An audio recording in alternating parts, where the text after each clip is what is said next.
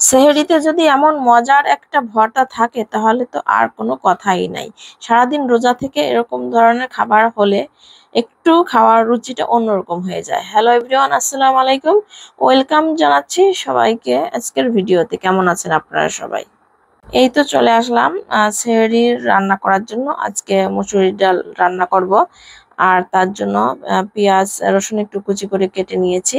আর সেই সাথে ফলি মাছ টমেটো দিয়ে একটু ভুনা করব। আর মজার একটা শুটকি ভর্তা করব।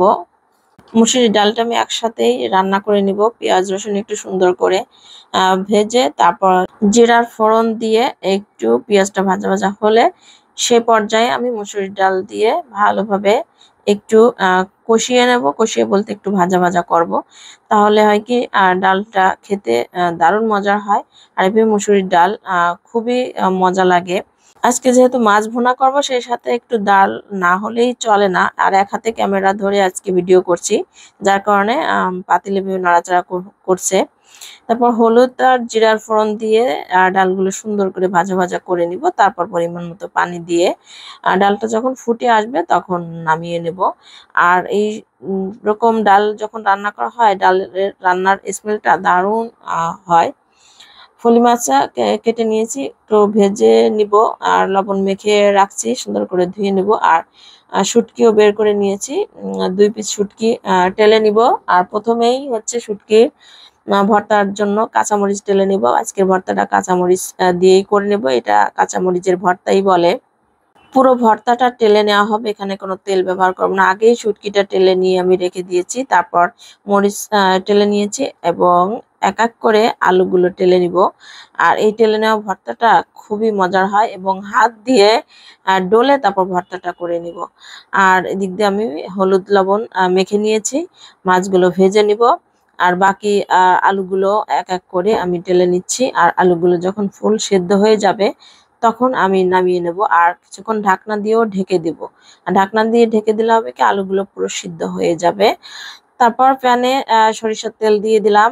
আর তেল গরম হয়ে আসলে তারপর আমি ফলি মাছগুলো ভেজে নেব। আর ফলি মাছ বেশিরভাগই কোপ্তা খেতে বেশি ভালো লাগে। আর মাছে যেহেতু একটু বেশি কাটা থাকে, কোপ্তা একদিন করেছিলাম, তো কোপ্তা করতে আসলে অনেক সময় লাগে। এর জন্য একটু ভেজে তারপর টমেটো আর জিরা বাটা দিয়ে সুন্দর করে ভুনা করে নেব। মাছগুলো আমি উল্টে পাল্টে ভালোভাবে ভেজে নেব। আর সরিষার তেল দিয়ে ভাজতে গেলে একটু সময় বেশি লাগে আর বেশি ফেনা উঠে যায় আর কি। তারপর পেঁয়াজ দিয়ে দেবো পরিমাণ মতো। আর পেঁয়াজগুলো একটু সুন্দর করে ভাজা ভাজা করে তারপর এর মধ্যে রসুন বাটা দিব, হলুদ লবণ মরিচের গুঁড়া, আর সাথে টমেটো দিব। আর টমেটো দিলে রান্নাটা দারুণ মজার হবে, কালারটাও সুন্দর হবে। আর এখানে জিরা বাটা দিয়ে দেবো। আর জিরা বাটা না দিলে হচ্ছে রান্নার মজাটা, আসল মজাটা পাওয়া যাবে না। তারপর আলুগুলো টেলে নেওয়া হয়ে গিয়েছে। আর কিছুক্ষণ পর রান্নাটা শেষ দিকে আমি বেটেও নিব। আর এদিক দিয়ে মশলা কষানোর শেষের দিকে আর জিরা বাটা দিয়ে দেবো। তারপর মাছগুলো দিয়ে সুন্দর করে কষিয়ে সামান্য পানি দিয়ে নামিয়ে নেব। আর এইভাবে মশলা কষিয়ে মাছ ভুনা করলে আমার কাছে খেতে খুবই ভালো লাগে। কার কার এভাবে খেতে পছন্দ, কমেন্ট করতে ভুলবেন না। আর মাছ সব সময়ের জন্য একটু জিরে বাটা না দিলেই আমার একবারে খেতে খারাপ লাগে। মাছে একরকম একটু গন্ধ থাকে, যেটা রসুন এবং জিরে বাটায় দূর করে। তো ফাইনালি আমার রান্নাটাও কমপ্লিট। আর একটু কিছুক্ষণ পর নামিয়ে নেব। তেলটা ভেসে উঠলে সেহরিতে এরকম ভাজা ভুনা ভর্তা সাথে যদি একটু ডাল থাকে তাহলে খাবারটা দারুণ হয়।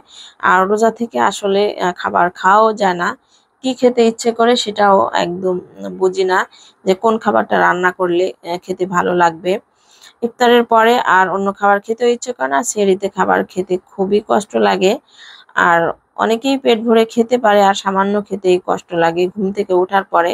আর সেহরির খাবার আর যদি একটু মজা হয় তাহলে কিছুটা হলেও খেয়ে নেওয়া যায়।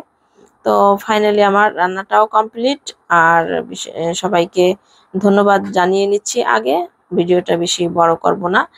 তারপর এই তো ভর্তা বাটুনিতে আমি ভর্তাটা ডলে ডলে ভর্তা করে নেব। আর ভর্তা করতে করতে আমিও আপনাদের কাছ থেকে বিদায় নিচ্ছি। ভালো থাকবেন আপনারা সবাই। আল্লাহ হাফেজ, আসসালামু আলাইকুম।